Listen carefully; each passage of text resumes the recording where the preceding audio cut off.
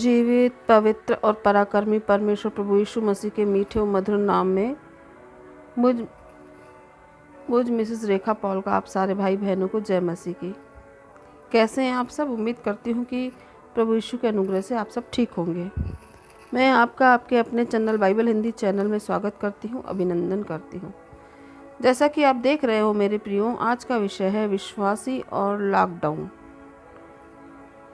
मेरे प्रियो, corona virus जैसी बीमारी ने पूरे मानव जाति को डर और भय के माहौल में कर दिया है।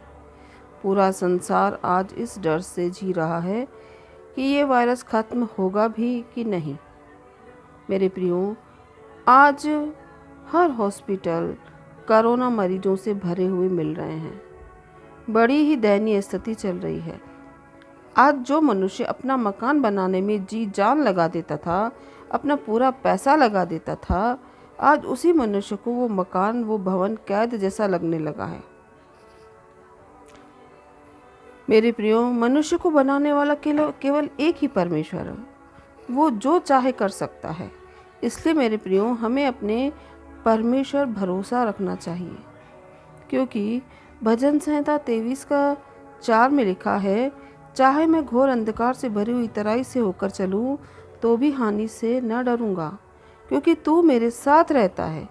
तेरे सोटे और तेरी लाठी से मुझे शांति मिलती है। हम इस वचन में देखते हैं कि परमेश्वर हमारा हर जगह रक्षा करता है। वह हमें अपनी सोटे और लाठी से सही मार्ग पर ले चलता है। हमें हमेशा परमेश्वर के भय में रहना चाहिए।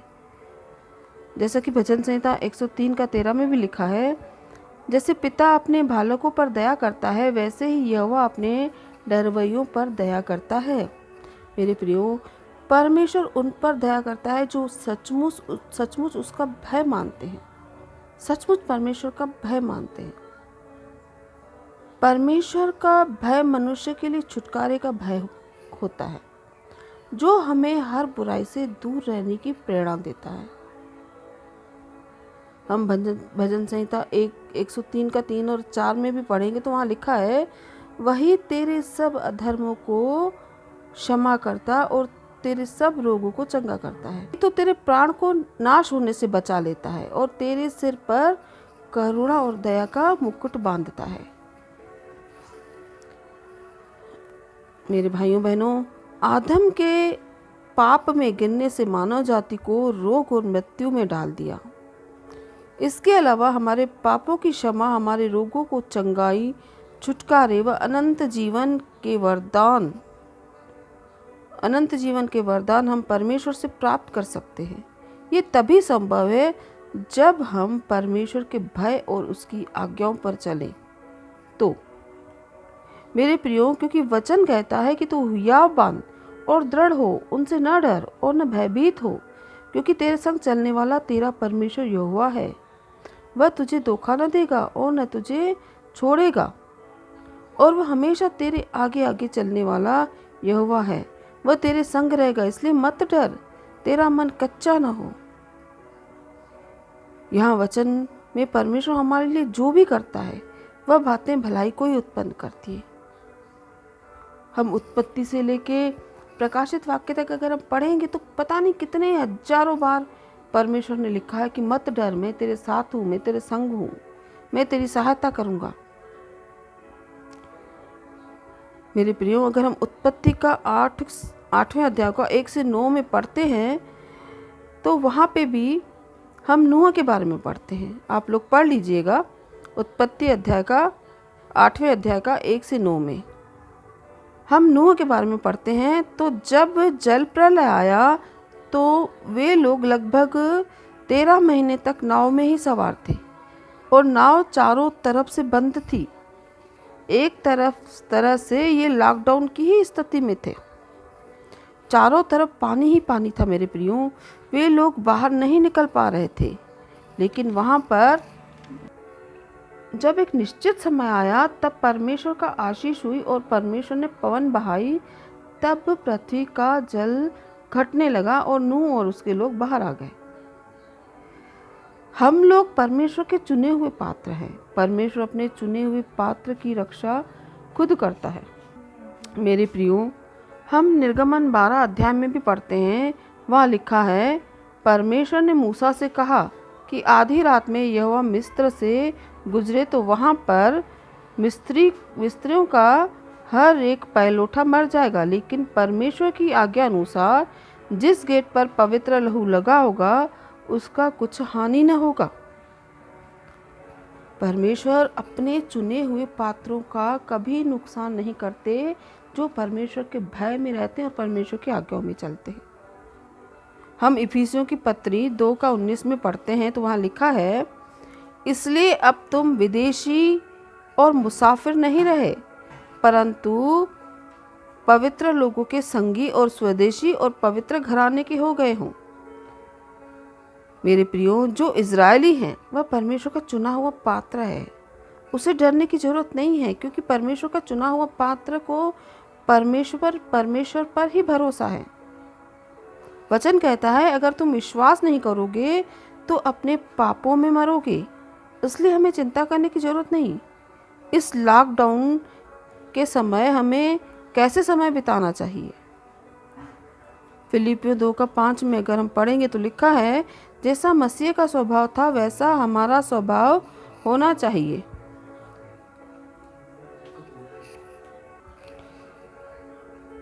वे कितने नर्म और दीन स्वभाव के थे।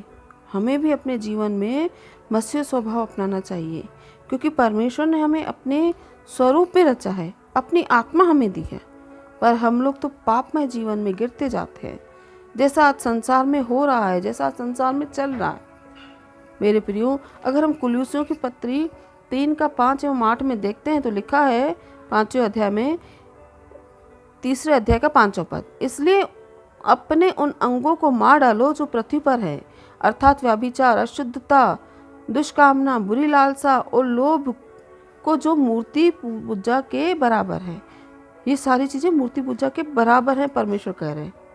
8वें पद में हम पढ़ते लिखा है, पर अब तुम भी इन सबों को अर्थात क्रोध, रोष, वैर भाव, निंदा और मुंह से गालियां बकना, ये सब बातें छोड़ दो। मेरे प्रियो, परमेश्वर ने हमें नया मन दिया है। जैसा हमने परमेश्वर पर भरोसा किया, परमेश्वर ने हमें एक पवित्र आत्मा दिया है, इसलिए हमें ये सारी बातों को छोड़ देना चाहिए। इस लॉकडाउन जैसी विकट परिस्थितियों में हमें ज़्यादा से ज़्यादा प्रभु के साथ संगति में रहना चाहिए। ज़्यादा से ज़्यादा हमें प्रार्थना में समय बिताना चाहिए। इसलिए वचन कहता है कि तुम जागते रहो और प्रार्थना करते रहो, ताकि कोई विपत्ति ना आ पड़े। हम 1 कुरिन्थियों 7:5 में पढ़ते हैं, तो वहाँ लिखा है, तुम एक दूसरे से अलग न रहो, परंतु केवल कुछ समय तक आपस की सम्मति से कि प्रार्थना के लिए अवकाश मिले, और फिर एक साथ रहो। ऐसा न हो कि तुम्हारे असंयम के कारण शैतान तुम्हें परखे। मेरे प्रियो, हमें हर समय प्रार्थना में रहना चाहिए। इसलिए वचन में लिखा है कि किसी भी बात की चिंता मत करो, हर एक बात में तुम्हारी निवेदन और विनती के द्वारा धन्यवाद के साथ परमेश्वर के सम्मुख उपस्थित की जाए।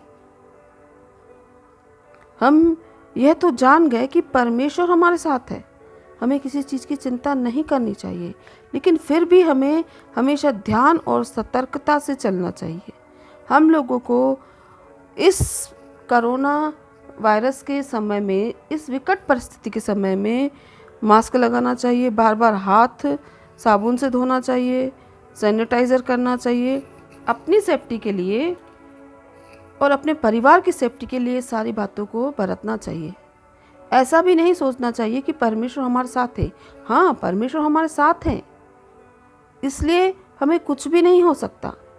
पर मेरे प्रियो, परमेश्वर हमारे साथ हैं, पर फिर भी परमेश्वर के वचन में हर बीमारी और उसकी सुरक्षा कैसे करनी चाहिए ये भी लिखा है। हमें अपने या अपने परिवार के प्रति बिल्कुल लापरवाही नहीं बरतनी चाहिए, लापरवाही नहीं रखनी चाहिए।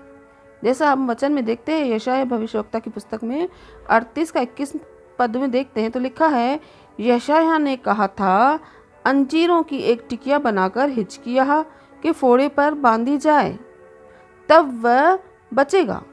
यहाँ पर अंजीर की टिकिया ट्रीटमेंट को दिखा रहा है, और हिजकिय्याह था जो बीमार था, रोगी था, जब उसे वह टिकिया बनाकर बांधा जाएगा तभी वह ठीक होगा। यहाँ पर परमेश्वर हमें एक ट्रीटमेंट अर्थात इलाज व अपनी सुरक्षा को दर्शा रहा है। मेरे प्रियो, जो अभी इस समय कोरोना वायरस जो चल रहा है, इस समय हमारी जिम्मेदारी यह बनती है कि जो भी डॉक्टर लोग हमें सावधानी बरतने के लिए बोल रहे हैं या सरकार हमें जो भी दिशा निर्देश दे रही हैं उसका पालन करना चाहिए। और अगर हमें जरा भी वायरस या और किसी बीमारी के सिम्टम्स लगते हैं तो हमें फौरन डॉक्टर को दिखा देना चाहिए और हमें जो डॉक्टर ट्रीटमेंट दे उसे लेना चाहिए और परमेश्वर से प्रार्थना करना चाहिए। अगर हम उनके चुने हुए पात्र होंगे तो परमेश्वर हमारी रक्षा जरूर करेंगे। लय व्यवस्था की पुस्तक में भी लिखा है, 13:19 में लिखा है कि यदि कोढ़ किसी व्यक्ति किसी मनुष्य को हो तो वह याजक के पास पहुंचाया जाए। यहाँ पे भी देखिए एक रोगी व्यक्ति को याजक को दिखाने की बात कर रहे हैं। अगर हम लूका 17:14 में पढ़ते हैं तो उसमें भी लिखा है, उसने उन्हें देखकर कहा, जाओ याजकों को दिखाओ, और जाते ही जाते वे शुद्ध हो गए। मेरे प्रियो, यहाँ प्रभु यीशु जब आ रहे थे तो कोढ़ियों ने उन्हें देखा और कहा, हे स्वामी, हे प्रभु, तो हमें चंगा कर। तो प्रभु यीशु ने कहा कि जाओ जाके याजकों को दिखाओ। यहाँ पर भी प्रभु यीशु याजकों को दिखाने की बात कर रहे हैं, लेकिन वे याजकों के पास जाते जाते शुद्ध हो गए।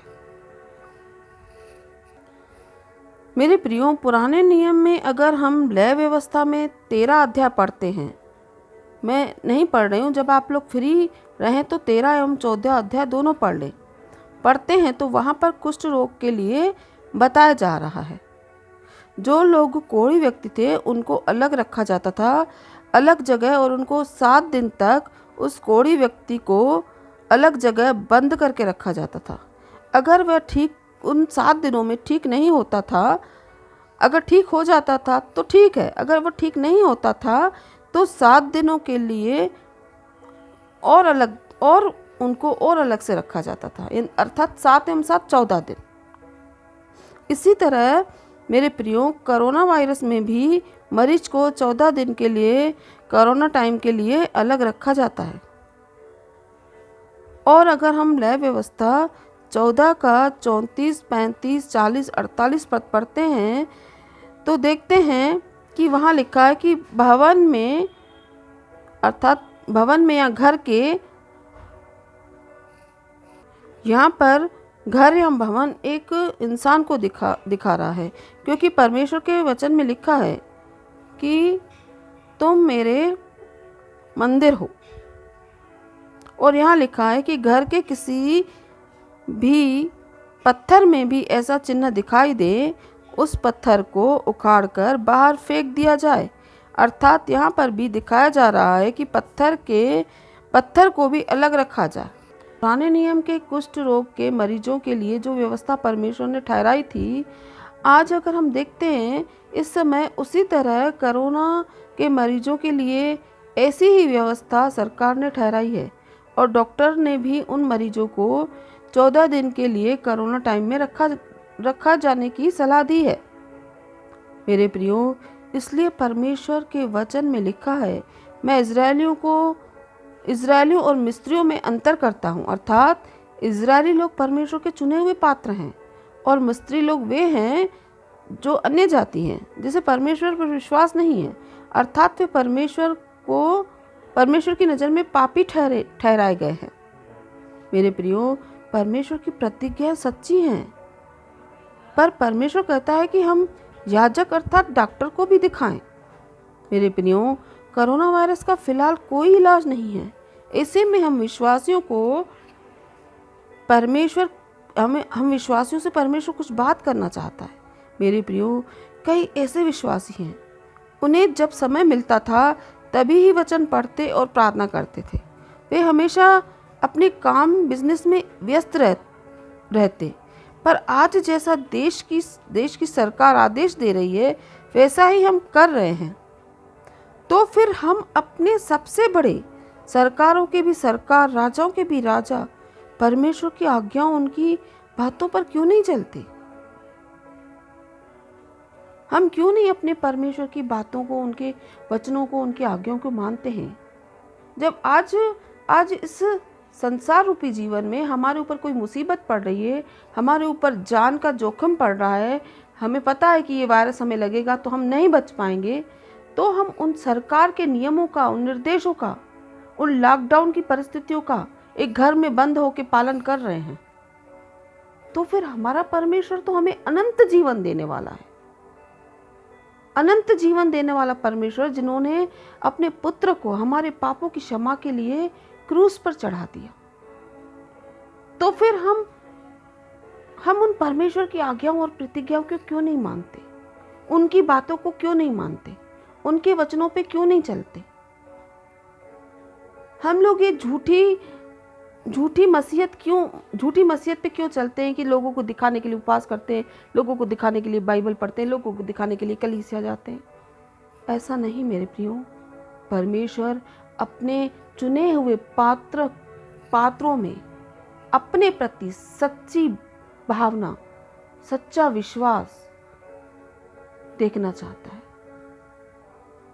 तो मेरे प्रियो, आज जैसा विश्वासी लॉकडाउन की स्थिति में चल रहा है और सरकार का, अपनी जान को बचाने के लिए सरकार का दिशा निर्देशों का पालन कर रहा है, उनके नियमों का पालन कर रहा है, घर से बाहर भी निकल रहा है तो अपनी सुरक्षा के चारों तरफ अपनी सुरक्षा के मास्क लगा के, हाथों पे ग्लव्स पहन के, अपने पूरे शरीर को सैनिटाइज़र करके और अपने साथ में सैनिटाइज़र रख के चल रहा है, तो हम क्यों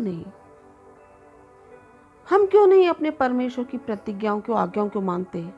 हम क्यों नहीं अपने साथ परमेश्वर की सुरक्षा भरा वचन अपने साथ लेके चलते हैं? परमेश्वर का आशीषों भरी आज्ञाएं, प्रतिज्ञाएं अपने साथ लेके चलते हैं? क्यों नहीं चलते मेरे प्रियो? आज जो परमेश्वर हमसे बात करना चाह रहा है वो यही बात है कि जब आज तुम और हम सरकार के निर्देशों का, सांसारिक सरकार के निर्देशों का पालन कर रहे हैं, तो वो तो हमारा पिता है, जिन्होंने हमें बनाया, जिन्होंने हमें जीवन दान दिया, जिन्होंने हमारे पापों के क्षमा के लिए अपने इकलौते बेटे को कुर्बान किया क्रूस पर, जिससे हमें पाप क्षमा मिली। मेरे भाइयों बहनों, आइए आज हम सब मनन करें इस बात पे और अपने मन में परमेश्वर के प्रति एक प्रतिज्ञा करें कि हे पिता, हमसे अगर कोई गलती हुई तो हमें क्षमा कर। आज हमें परमेश्वर ने सिखा दिया है, जता दिया है, बता दिया है कि तुम्हें बनाने वाला केवल मैं ही हूँ और कोई नहीं। हर परिस्थिति में मैं ही खड़ा हूँ और कोई नहीं। आप इन बातों पे मनन करिएगा। अब मैं आप सबसे विदा लेती हूँ। परमेश्वर पिता का प्रेम, प्रभु यीशु मसीह का अनुग्रह आप पर व आपके परिवारों पर होता रहे। आमीन। जय मसीह की। God bless you.